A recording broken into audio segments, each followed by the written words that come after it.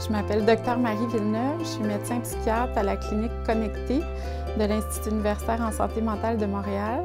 La schizophrénie, en fait, c'est une maladie du cerveau qui se manifeste par des épisodes de psychose. Quand on parle de changement de perception, on parle de phénomènes hallucinatoires. Les gens peuvent, par exemple, entendre des choses qui ne sont pas nécessairement là, peuvent voir aussi ou sentir des choses qui ne sont pas là.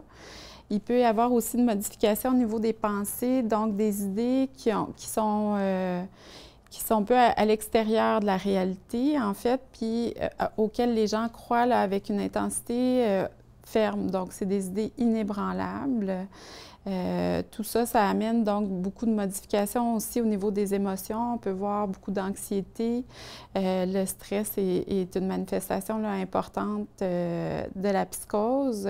La schizophrénie, ça peut toucher n'importe qui. Par contre, il y a certains éléments là, qui peuvent être qui peuvent augmenter en fait le risque de développer des symptômes de psychose puis éventuellement de schizophrénie. Ces facteurs de risque-là peuvent être de toute nature, là, biologique, psychologique, social. C'est sûr que les antécédents familiaux peuvent être un gros facteur prédisposant, le biologique. Des composantes plus psychosociales, on peut parler par exemple de parcours migratoire compliqué, de stress majeur là, dans l'histoire de la personne. Dans les autres prédisposants biologiques aussi, il y a la consommation de cannabis qui peut jouer un rôle majeur dans le développement éventuellement de symptômes de psychose. Plus la consommation de cannabis est précoce et intense, plus ça augmente le risque de développer éventuellement des symptômes de psychose. La médication, c'est sûr que c'est la pierre angulaire du traitement des psychoses et de la schizophrénie. Par contre, elle n'agit pas seule.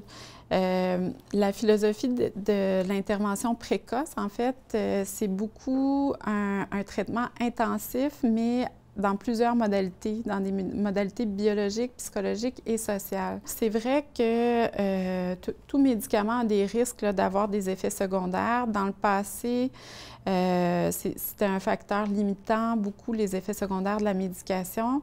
Les traitements ont évolué avec le temps. Puis l'autre gros changement aussi, c'est qu'on intervient plus précocement dans le traitement de la maladie. Puis en intervenant plus précocement, ce qu'on voit, c'est que les gens répondent mieux au traitement plus rapidement.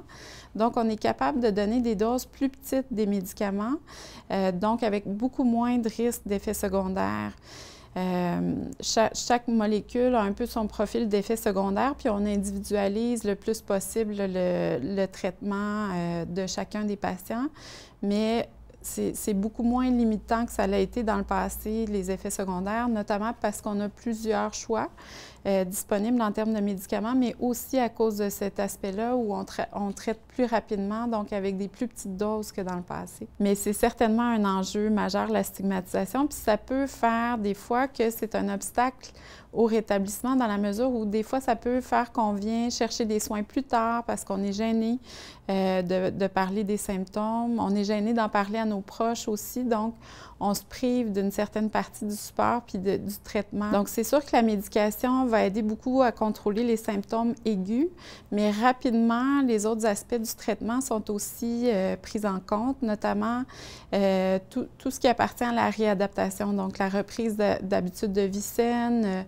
la reprise le plus rapidement possible là, des projets de la personne, peu importe ce qu'ils sont, que ce soit l'école, le travail. Puis il y a eu beaucoup de recherches sur l'impact, en fait, d'impliquer les proches dans le traitement.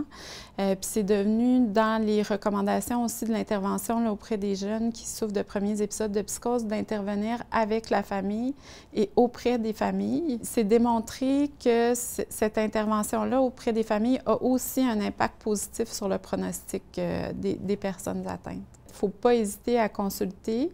C'est une maladie où nos repères sont complètement chamboulés, mais qui se traite et ce n'est pas incompatible avec une vie satisfaisante là, de souffrir de schizophrénie.